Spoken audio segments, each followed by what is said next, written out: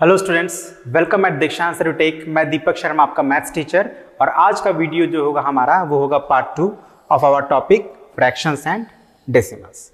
ठीक है, तो आइए देखते हैं क्या क्या हम लोग कवर करेंगे इस पार्ट में, है ना। पार्ट 1 ऑलरेडी हमने कंप्लीट कर लिया है और पार्ट 1 में हमने मेनली जो प्रीवियस बातें हैं फ्रैक्शंस और डेसिमल से रिलेटेड उन पे बात हुआ था। और हमने एक टॉपिक मल्टीप्लिकेशन से भी लिया था जिसमें हमने सीखा था कि कैसे एक होल नंबर को एक फ्रैक्शन से मल्टीप्लाई करते हैं। ठीक है, एक बार थोड़ा सा हम लोग इस पे चर्चा करेंगे, फिर आगे का जो है मे बी हमारा comparison of product with individual fractions, इसको हम लोग को शुरू करना है। ठीक है ना, ये टॉपिक हमारा मेनली इसमें कवर होगा। थोड़ा सा हम लोग इस पर चर्चा कर लेते हैं पहले। तो हम लोग क्या पढ़े थे कि जब एक होल नंबर को किसी फ्रैक्शन से मल्टीप्लाई करते हैं, जैसे 3 है, इसको एक फ्रैक्शन 4/11 से मल्टीप्लाई कर रहे हैं, तो हम क्या क्या करते थे। तो जो इसका न्यूमरेटर होता था, जो होल नंबर है उसको जो फ्रैक्शन का न्यूमरेटर है उससे मल्टीप्लाई करते थे, मतलब 3 × 4, और डिनोमिनेटर हमारा सेम रहता था, 11 ही रहेगा। अब इसको मल्टीप्लाई कर दिए, 3 4 12 हो गया and then 11। So 12/11 is the product of this whole number and this fraction. ये आपका इम्प्रॉपर फ्रैक्शन है तो इसको प्रॉपर मिक्स फ्रैक्शन में भी कन्वर्ट कर सकते हैं। फिलहाल अभी हम लोग अभी कन्वर्जन की बात नहीं करेंगे, ठीक है, सिर्फ मल्टीप्लाई का जो रूल्स है, जो जिन बातों को ध्यान रखना उस पर बात करेंगे। अब एक और एग्जांपल लेते हैं, 9/15 मल्टीप्लाइड बाई 7। तो यहाँ पे एक फ्रैक्शन को होल नंबर से मल्टीप्लाई करें तो भी यहाँ पे रूल वही है, जब फ्रैक्शन को होल नंबर से मल्टीप्लाई करें तो भी वही ध्यान रखना है कि इसका न्यूमरेटर होना चाहिए, मतलब जो फ्रैक्शन है उसका न्यूमरेटर को मल्टीप्लाई करना है होल नंबर से, मतलब 9 × 7 एंड देन डिवाइडेड बाय 12। और अगर सिंप्लीफाई कर सकते तो कर सकते यहीं पे, जैसे सपोज कीजिए यहाँ पे 3 से आप डिवाइड कर सकते हैं, 3 टाइम्स में ये होगा और ये 4 टाइम्स में, 3 7 21 एंड डिवाइडेड बाय 4। तो यही मुख्य बात हम लोग सीखे थे। ओके,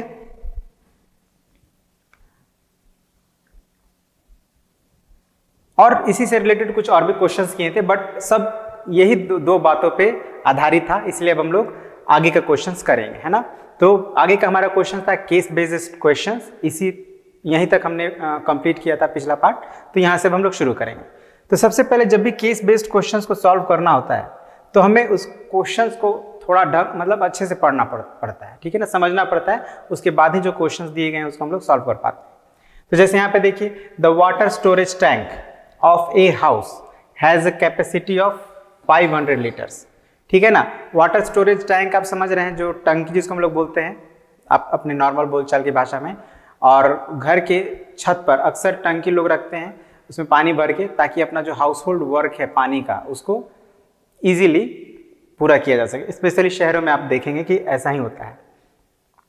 तो एक घर है जहाँ पे एक वाटर स्टोरेज टैंक है और उसकी कैपेसिटी क्या है, 500 लीटर, मतलब उसमें 500 लीटर पानी भर के रखा जा सकता है, उससे ज़्यादा उसमें नहीं भर सकते। ठीक है ना। अब आगे क्वेश्चन ये है कि 1/5 of the water is consumed. 1/5 किसका? तो जो वाटर स्टोरेज टैंक का कैपेसिटी है, मतलब 500 लीटर का, वो किस में कंज्यूम होता है, किचन में। ठीक है, जो पानी टैंक में भर के रखा गया है उसका 1/5 किचन में यूज हो जाता है। और 2/5 जो है, 2/5 of the water is used for bathing and washing clothes. फिर उसी जो 500 लीटर का जो टैंक है उसका 2/5 नहाने में और कपड़े धोने में चला जाता है। The remaining water is used for watering plants in the garden. और जो पानी बच गया है ना, कपड़ा धोने, नहाने और खाना बनाने से, उस पानी को गार्डन में पौधों को पानी देने में यूज हो जाता है। अब ये सारी बातें यहाँ पे लिखी हुई हैं। अब इन बातों के आधार पर, मतलब based on the above information answer the following question. कुछ नीचे क्वेश्चन दिए गए उनको आंसर करना है। जैसे पहला क्वेश्चन क्या है, how much water is used for kitchen. Kitchen में कितना पानी यूज हुआ, तो आप कहेंगे 1/5। तो 1/5 हमें पता है, लेकिन हमें उसे लीटर्स में बताना है, तो कैसे बताएंगे? तो ध्यान दीजिएगा, amount of water used for kitchen. चलिए यहाँ पे तो नीचे बनाते हैं यहाँ पे, ठीक है ना। सॉल्यूशन फर्स्ट, फर्स्ट का सोल्यूशन है, थोड़ा हम लोग स्टेटमेंट देके बढ़िया से आंसर करेंगे। तो क्वेश्चन है how much water is used for kitchen, तो क्या लिखेंगे, amount of water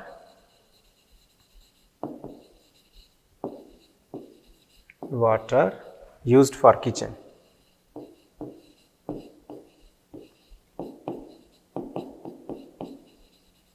equals to 1/5 of water. अब यहां वाटर मतलब वाटर टैंक की बात हो रही है, और वाटर टैंक में कितना पानी है, 500 लीटर। तो हम यहां पे क्या लिख देंगे, 500 लीटर।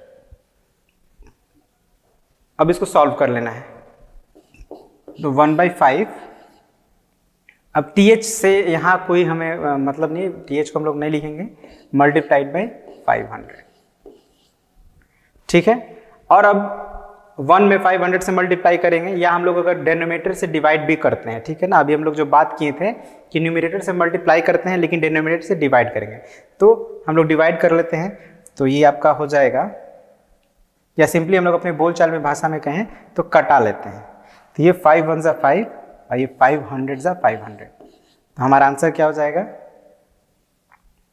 अब ये देखिए सिंप्लीफाई हो गया है ना, अब इसमें और कुछ हम लोग नहीं कर सकते हैं, तो अब हम लोग वो वाला रूल यूज करेंगे, मतलब न्यूमरेटर को होल नंबर से मल्टीप्लाई कर देंगे, तो 1 × 100 100 हो जाएगा, और नीचे 1 है तो 1 नहीं भी लिखेंगे तो चलेगा। तो आवर आंसर इज 100 लीटर, मतलब किचन में 100 लीटर पानी यूज हो जाता है, ठीक है। नेक्स्ट, अब नेक्स्ट बहुत इजी है,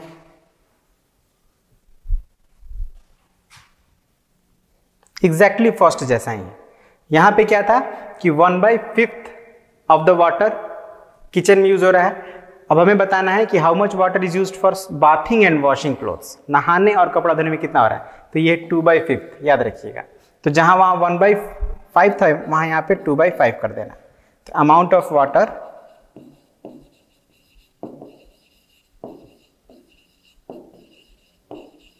यूज्ड for bathing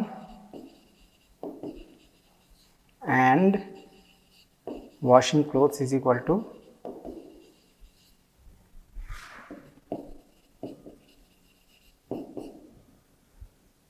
2/5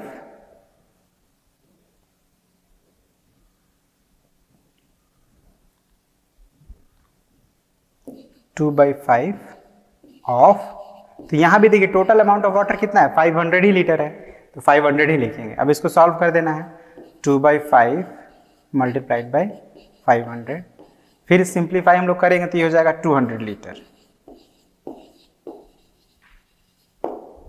ठीक है।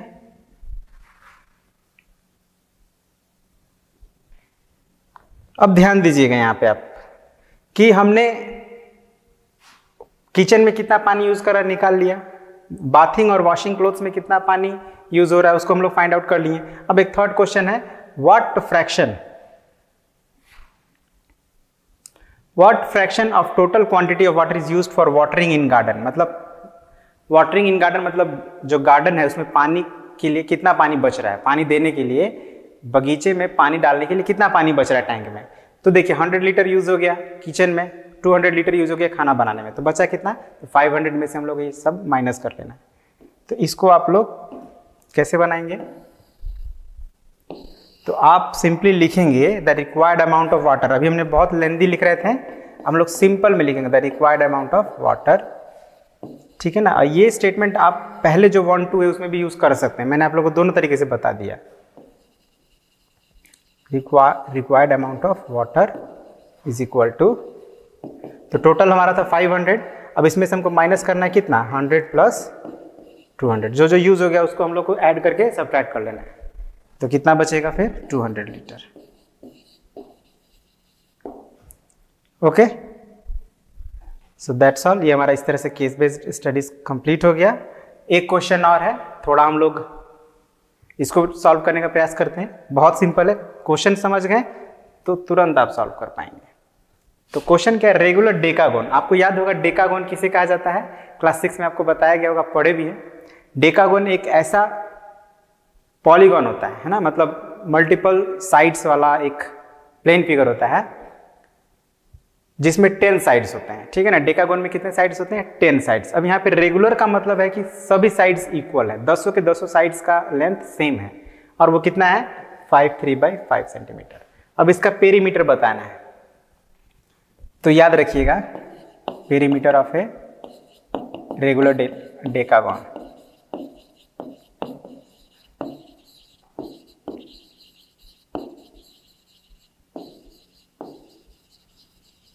ध्यान दीजिएगा रेगुलर डेकागोन के लिए ही यूज होगा, नॉर्मल किसी दूसरे डेकागोन के लिए फॉर्मूला यूज नहीं कर सकते हैं। तो 10 इंटू पेरीमीटर हो जाएगा, ठीक है ना। क्यों? क्योंकि रेगुलर है, सारे साइड्स इसके इक्वल है।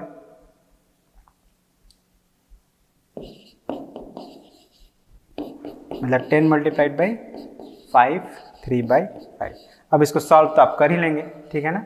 इसके आगे आप खुद सॉल्व करेंगे, ठीक है। Find the answer. अब हमारा शुरू हो रहा है नेक्स्ट टॉपिक, सेकंड, ठीक है। तो अभी हमने फिलहाल मल्टीप्लिकेशन के बारे में थोड़ा बहुत सीखा है, कुछ और सीखना बाकी है ना। तो वो हम लोग स्टेप बाय स्टेप सीखेंगे। डिवीजन भी बाकी है। उससे पहले हम लोग को ये सीखना जरूरी है कि कैसे हम लोग प्रोडक्ट को, जो हमारा प्रोडक्ट आता है दो फ्रैक्शंस या होल नंबर और फ्रैक्शंस को मल्टीप्लाई करने पर, वो क्या बड़ा होगा उनसे या छोटा होगा या किस या किससे बड़ा और किससे छोटा होगा, इन्हीं बातों को हम लोग समझेंगे। तो याद रखिएगा, जब भी हम लोग दो फ्रैक्शंस को मल्टीप्लाई कर रहे हैं तो क्या होता है, चलिए हम लोग जो शुरू में ही बात की थी एक बार उस पर चर्चा कर लेते हैं, फिर आगे बढ़ते हैं। ये बात मैंने पहले भी आप लोग को बताया था कि जब किसी दो होल नंबर्स को मल्टीप्लाई करते हैं, जैसे 2 मल्टीप्लाइड बाई 3, क्या होगा? आंसर 6 होगा। तो 6 इज व्हाट? Our product. और अगर आप ध्यान दीजिए किन किन नंबर्स का प्रोडक्ट 6 है, तो 2 का और 3 का। और अगर आप दोनों को अलग अलग कंपेयर करें तो आप पाएंगे कि 6 जो है वो 2 से भी बड़ा है, 3 से भी बड़ा है। लेकिन अगर यहाँ पे बात फ्रैक्शन की, इन केस ऑफ फ्रैक्शंस, ये तो होल नंबर्स का था कि जब दो होल नंबर्स को हमने मल्टीप्लाई किया तो हमें जो रिजल्ट आया वो बड़ा आ रहा है। लेकिन फ्रैक्शंस की बात होगी तो क्या होगी? May be greater than both, या उसमें से एक से बड़ा होगा, या फिर दोनों से छोटा होगा, या किसी एक से छोटा होगा। मतलब तीनों संभावनाएं हो सकती हैं, या तो दोनों फ्रैक्शन से बड़ा हो, या दोनों फ्रैक्शन से छोटा हो, या किसी एक से बड़ा और किसी एक से छोटा हो। कैसे होगी? तो उसका एक एग्जांपल देखते हैं। अब जब हम फ्रैक्शंस को मल्टीप्लाई करते हैं, जैसे कि आप जानते हैं फ्रैक्शंस तीन तरह के होते हैं, प्रॉपर, इम्प्रॉपर और मिक्स्ड। तो अगर आप पाते हैं कि दोनों ही फ्रैक्शन आपका प्रॉपर फ्रैक्शन है ना, जैसे यहाँ पे 3/5 4/7, दोनों ही प्रॉपर फ्रैक्शन है। और जब आप इसको मल्टीप्लाई करते हैं तो क्या हो जा रहा है? 12/35, है ना। न्यूमरेटर को न्यूमरेटर से करेंगे, डिनोमिनेटर को डिनोमिनेटर से करेंगे, तो क्या आ गया? 12/35। तो इस तरह से आप क्या पा रहे हैं कि जो हमारा प्रोडक्ट है 12/35, ये 3/5 से छोटा है। अच्छा, कैसे छोटा है? क्यों हम बोल रहे हैं कि छोटा है? तो अब देखिए 3/5 हमारा होता है 21/35, और ये क्या है? 12/35। तो 12/35 21/35 से छोटा है ना। अभी देखिए ये फ्रैक्शन और ये फ्रैक्शन दोनों क्या है? Like fraction. और लाइक फ्रैक्शन का रूल क्या होता है कि जिसका न्यूमरेटर छोटा वो छोटा, जिसका बड़ा वो बड़ा। तो यहाँ पे 12/35 क्या हो गया? 21/35 से छोटा हो गया। तो इसका मतलब हम कह सकते हैं कि 3/5 से भी छोटा है। अब अगेन ये 4/7 से भी छोटा है। कैसे? तो देखिए 4/7 का इक्विवेलेंट फ्रैक्शन क्या होगा? 20/35 होगा। और 20/35 भी अगेन 12 से बड़ा है। तो इसका मतलब हम कह सकते हैं कि ये जो हमें प्रोडक्ट मिला दोनों ही इंडिविजुअल फ्रैक्शन से क्या मिला? छोटा मिला। एक और एग्जांपल देख लीजिए, यहाँ पे आप पाएंगे सेम सिचुएशन है। आप पाएंगे कि जो प्रोडक्ट है वो दोनों ही इंडिविजुअल फ्रैक्शन से छोटा है, ठीक है। आप कुछ अदर फ्रैक्शंस को भी मल्टीप्लाई करके जो दोनों ही प्रॉपर फ्रैक्शन है उनको आप चेक कर सकते हैं कि क्या आपको जो प्रोडक्ट मिल रहा है उनमें से किसी से बड़ा है, वो बड़ा नहीं मिलेगा, आपको हमेशा छोटा ही मिलेगा। ये बात आपको याद रखना है, ठीक है ना। मतलब ये लाइन आपको हमेशा याद रखना है। When both the fractions are proper fractions, the product is always less than the fractions. अब दूसरा कंडीशन क्या हो सकता है कि both the fractions are improper fraction. दोनों ही फ्रैक्शन क्या है? improper fraction है। जैसे यहां पे देखिए 8/5, 8/5 क्या है आपका? improper fraction। कैसे है? तो न्यूमरेटर इसका बड़ा है, यहां भी बड़ा है, तो ये भी इम्प्रॉपर फ्रैक्शन हो गया। हम इसको प्रोडक्ट फाइंड किए तो आ गया 24/10। अब आप पाएंगे कि जो 24/10 है ये इससे भी बड़ा है और इससे भी बड़ा है। कैसे? तो आप देख सकते हैं 8/5 16/10 के इक्वल होगा और ये है 24/10, तो 24 बड़ा है 16 से, तो इससे बड़ा हो गया ये। सिमिलरली 3/2 15/10 होगा और 15/10 से ये बड़ा होगा 24/10। ठीक है, उसी तरह से आप सेकंड एग्जांपल में भी अगर आप ध्यान दें तो यहाँ भी आप पाएंगे कि जो प्रोडक्ट है वो दोनों ही फ्रैक्शन से बड़ा आ रहा है। ठीक है, तो इसको भी आप याद रखेंगे। जब दोनों ही फ्रैक्शन जिनको आप मल्टीप्लाई कर रहे हैं इम्प्रॉपर फ्रैक्शन होगा तो उसका प्रोडक्ट हमेशा उन दोनों फ्रैक्शन से बड़ा होगा। ओके,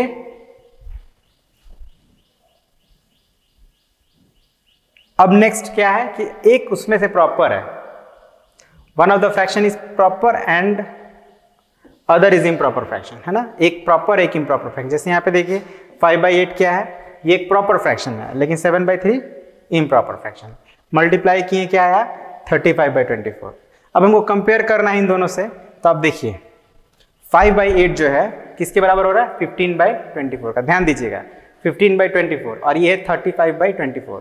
तो 35 क्या होता है 15 से बड़ा होता है, इसका मतलब ये जो फ्रैक्शन हुआ 5/8 से बड़ा है। लेकिन जब आप 7/3 से कंपेयर करते हैं तो 7/3 क्या है 56/24, है ना, लेकिन इसका वैल्यू कितना है 35/24 है।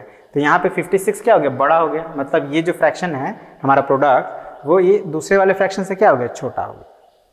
तो बस यही बात आपको ध्यान रखना है। अब वैसे किससे बड़ा हो रहा है, तो आप पाएंगे कि जो प्रॉपर फ्रैक्शन उससे बड़ा होगा और इम्प्रॉपर फ्रैक्शन से छोटा होगा। ये बात आप ऐसे भी समझ सकते हैं। ठीक है, उसी तरह सेम यहाँ पे है, ये प्रॉपर फ्रैक्शन है, ये इम्प्रॉपर फ्रैक्शन है, तो जिसका प्रोडक्ट है ये प्रॉपर फ्रैक्शन से बड़ा हो गया और इम्प्रॉपर फ्रैक्शन से छोटा हो गया। ठीक है, तो ये बात आप याद रखिएगा।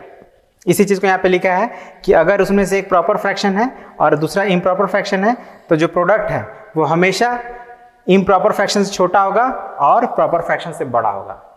प्रॉपर फ्रैक्शन से प्रोडक्ट बड़ा होता है, इम्प्रॉपर फ्रैक्शन से प्रोडक्ट छोटा होता है। ये बात आपको याद रखना है। तो अब यही 3 कंडीशंस थे, इसके अलावा कोई दूसरा कंडीशन है नहीं। तो अब हम लोग आगे कुछ प्रैक्टिस वर्क कर लेते हैं। जैसे यहाँ पे इवेल्युएट करना है तो इस तरह का क्वेश्चन हम लोग याद होगा आपको, पार्ट 1 में भी हम लोग बनाए थे, लेकिन वहां पे होल नंबर्स था, यहाँ पे थोड़ा मिक्स फ्रैक्शन है, I mean proper fraction, not mix. तो चलिए सॉल्व करते हैं। 1/2 ऑफ ये 1 का क्या है a है, 1/2 ऑफ 22/25, तो 1/2 मल्टीप्लाइड बाई 22/25। अब देखिए हम लोग पिछले वीडियो में बात किए थे कि एक होल नंबर को जब फ्रैक्शन से मल्टीप्लाई करते हैं तो न्यूमरेटर को उसके न्यूमरेटर से मल्टीप्लाई कर देते हैं, लेकिन यहाँ पे तो कोई होल नंबर नहीं है, दोनों ही फ्रैक्शन है। तो इस कंडीशन में याद रखिएगा कि हम लोग न्यूमरेटर को न्यूमरेटर से और डिनोमिनेटर को डिनोमिनेटर से मल्टीप्लाई करेंगे, रूल ये है हमारा। और अगर डिवाइड भी कर सकते हैं सिंप्लीफाई करने के लिए, तो हम लोग हमेशा न्यूमरेटर को डिनोमिनेटर से या डिनोमिनेटर को न्यूमरेटर से डिवाइड करेंगे, या उन दोनों के किसी कॉमन फैक्टर से ही उन दोनों को डिवाइड कर सकते हैं। ठीक है ना, जैसे यहाँ पे देखिए हमारा डिनोमिनेटर क्या है 2 है और यहाँ पे न्यूमरेटर 22 है, तो इसको हम लोग डिवाइड कर सकते हैं। तो यहाँ पे 22 ऑलरेडी 2 से डिविजिबल है, तो हम 2 से सिंपली इसको डिवाइड कर देंगे कितना टाइम्स में 11 टाइम्स में, और ये हो गया हमारा 1 टाइम्स में। अब और आगे डिवीजन पॉसिबल नहीं है तो हम क्या करेंगे मल्टीप्लाई कर देंगे, किसमें किसमें, तो न्यूमरेटर को न्यूमरेटर से और डिनोमिनेटर को डिनोमिनेटर से, तो ये हो जाएगा हमारा 11/25। ठीक इसी तरह अब आप बी सॉल्व कर लीजिएगा।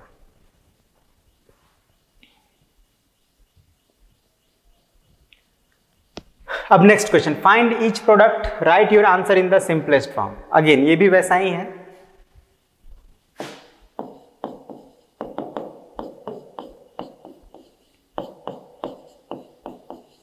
अब यहां पे आप देख रहे हैं कि ना कोई किसी से डिविजिबल नहीं है, तो हम लोग सिंपली क्या करेंगे मल्टीप्लाई करेंगे, किसको किससे, तो न्यूमरेटर को न्यूमरेटर से, आई मीन न्यूमरेटर को न्यूमरेटर से और डिनोमिनेटर को डिनोमिनेटर से। तो 1 4 जा 4 एंड 3 5 जा 10, दैट्स ऑल। ठीक है, उसी तरह से बाकी भी आप एग्जैक्टली इसी प्रोसेस से बाकी भी सॉल्व कर लेंगे।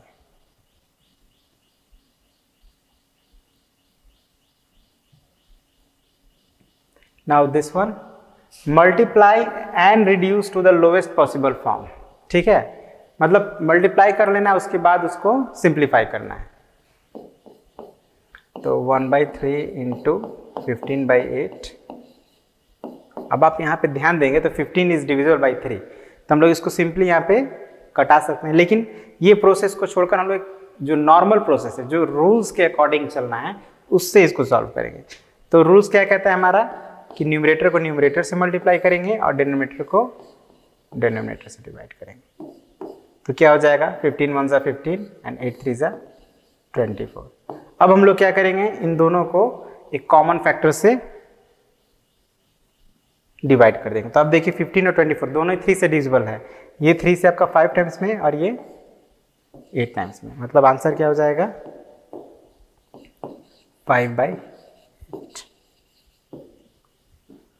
ठीक है, तो इसी तरह सिमिलरली आप इन्हें भी सॉल्व कर लें। बहुत सिंपल सिंपल, अब तक तो हम लोग एक्चुअली में सीखे हुए वही कर रहे हैं। अभी हम लोग कुछ नया कर नहीं रहे हैं, केवल नई नई बातों को जान रहे हैं, कर वही रहे हैं जो हम लोग पहले करते हैं। अब नेक्स्ट 4 नंबर, इसमें देखिए एक बॉक्स है, यहाँ पे बॉक्स मैं बना दूं।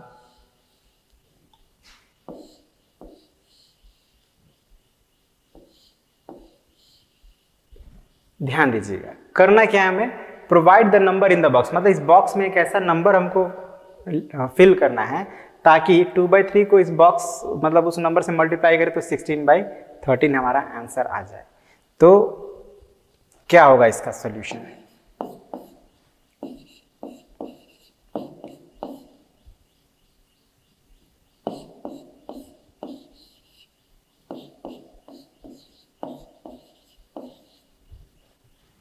ओके। तो अब आप ध्यान दीजिए, 2 को हमें एक नंबर से मल्टीप्लाई करना है जो 16 हो जाए। तो ऐसा नंबर कौन सा होता है, 8 ही होता है ना। 2 को 8 से मल्टीप्लाई करेंगे तो 16 होगा। और आप जानते हैं न्यूमरेटर को न्यूमरेटर से ही मल्टीप्लाई करेंगे तो आएगा। तो न्यूमरेटर के प्लेस पे हम लोग 8 रख दिए। अब 3 को किससे मल्टीप्लाई करेंगे, 30 आएगा, तो ऑब्वियसली 10 से। तो हो गया हमारा आंसर 8/10। अब ये तो हो गया, हम लोग बहुत सिंपल था तो आसानी से हम लोग फाइंड आउट कर लिए।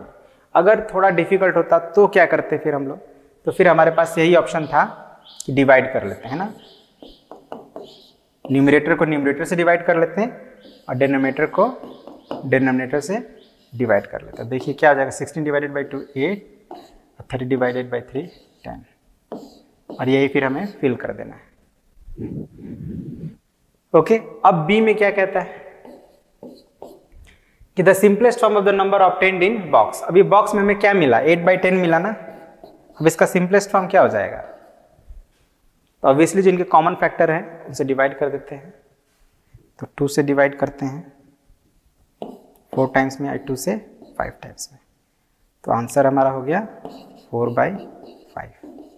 यही हमें यहाँ पे फिल कर देना है। ठीक है, तो इसी के साथ ये क्वेश्चन हमारा कंप्लीट हो गया है ना। अब देखते हैं आगे क्या है। ओके, तो यहां भी क्वेश्चन ही है।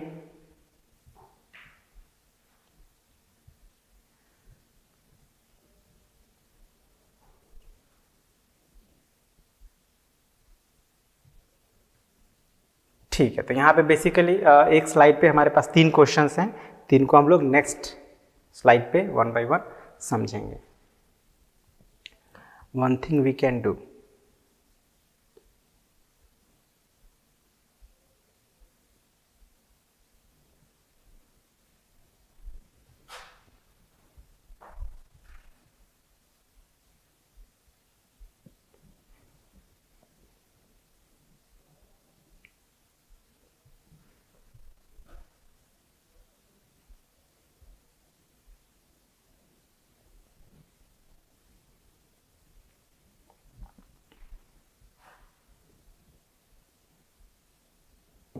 ठीक है। तो क्वेश्चन नंबर 5 पहले समझते हैं और फिर इसको सॉल्व करते हैं।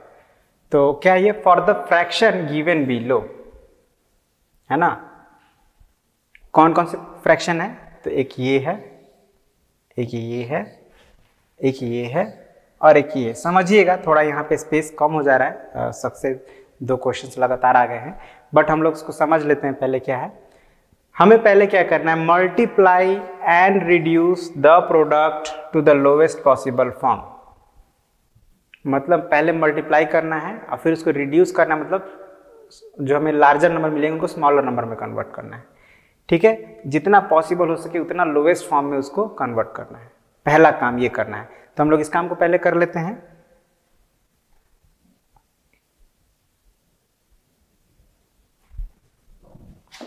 Number 5,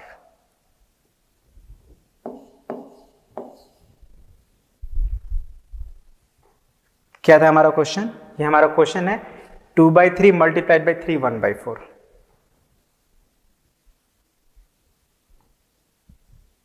2/3 multiplied by 3 1/4।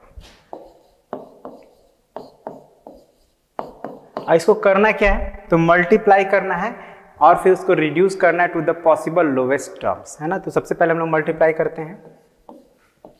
ये तो फ्रैक्शन है लेकिन ये मिक्स फ्रैक्शन है, तो इसको फ्रैक्शन में कन्वर्ट करेंगे, 13/4 हो जाएगा।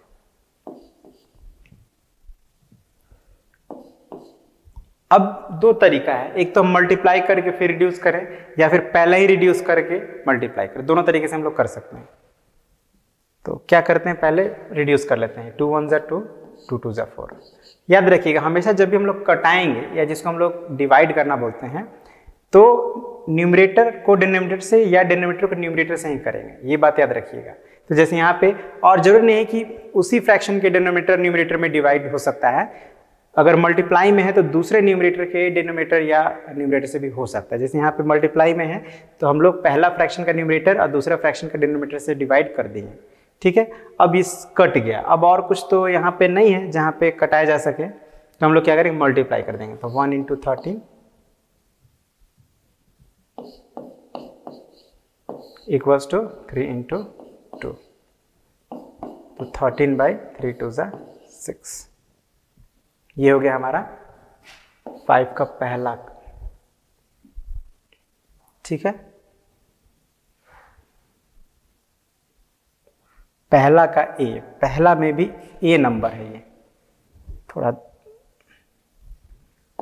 5 का फर्स्ट का ये ए है। अब इसी तरह से यहाँ पे और भी क्वेश्चंस दिए गए, बी सी,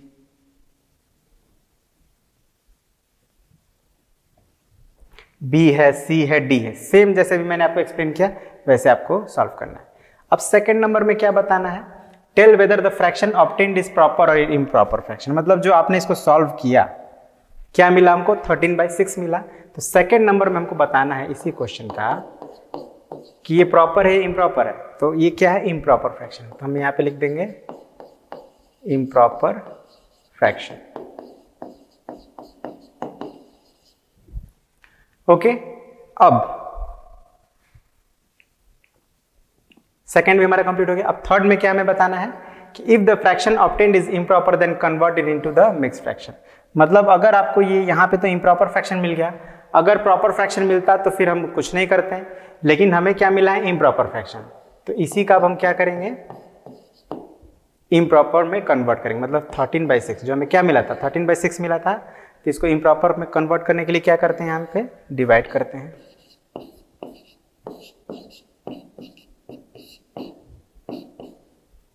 तो हमारा आ गया आंसर। ये जो होल नंबर होगा वो, आई मीन जो कोशेंट होगा, कोशेंट जो आता है वो होता है होल नंबर, रिमाइंडर हमारा हो जाता है न्यूमरेटर और डिवाइजर हो जाता है डिनोमिनेटर। इसी तरह से आपको इन बाकी तीनों का भी करना है। ठीक है, तो आज की इस वीडियो में यहीं तक रहने देते हैं। बाकी का जो क्वेश्चन है 6, 7 या इससे और भी आगे कुछ क्वेश्चंस हैं, उनको हम लोग नेक्स्ट पार्ट में कवर करेंगे। ठीक है, बहुत सारे क्वेश्चंस हैं, तो टाइम को देखते हुए बेस्ट ये होगा कि हम लोग बाकी क्वेश्चंस को नेक्स्ट पार्ट में करें। ठीक है ना। तो आई होप जो भी आपको बताया गया, बेसिकली हमने इस पार्ट 2 में क्या किया, पार्ट 2 में हम लोग क्या समझे, बेसिकली एक बार थोड़ा सा समझ लेते हैं, फिर वीडियो को एंड अप करते हैं। तो हमने थोड़ा सा रिकॉल किया कि कैसे हम लोग मल्टीप्लाई करते हैं एक होल नंबर और फ्रैक्शन का, या ये भी हमने समझा कि एक फ्रैक्शन को फ्रैक्शन से कैसे मल्टीप्लाई करते हैं, और फिर हमने सीखा है कैसे हम लोग कंपेयर कर सकते हैं ना प्रोडक्ट को इंडिविजुअल फ्रैक्शन से, है ना। जैसे 1/3 इंटू 2/5 इज इक्वल टू 2/15। हमने कंपेयर किया ये 2/15 को एक बार 1/3 से और एक बार 2/5 से, ठीक है। ठीक है, हमने ये जो प्रोडक्ट है उसको एक बार 1/3 से कंपेयर किया और 2/5 से कंपेयर किया, और हमने पाया कि दोनों ही सिचुएशन में ये क्या हो रहा है, इन दोनों नंबर से छोटा हो रहा है। और ये कब होता है, जब दोनों फ्रैक्शन हमारा प्रॉपर होता है। जब दोनों इम्प्रॉपर होगा तो प्रोडक्ट बड़ा होगा, जब एक प्रॉपर और एक इम्प्रॉपर होगा तो प्रॉपर से छोटा और इम्प्रॉपर से प्रॉपर से बड़ा और इम्प्रॉपर से छोटा। ये सारी चीज़ों को हम लोग पढ़े हैं और फिर उससे रिलेटेड कुछ क्वेश्चन किए। कुछ और क्वेश्चंस हैं जो कि हम लोग नेक्स्ट पार्ट में कवर करेंगे, ठीक है ना। और उसके बाद फिर हम लोग जानेंगे कि रेसिप्रोकल क्या होता है, या फिर हम लोग डेसिमल्स का जो आगे का जो टॉपिक्स है उसको कवर करेंगे। ओके, तो आज के लिए इतना ही देते हैं, मिलते हैं अगले पार्ट में। तब तक के लिए thank you very much, have a nice day.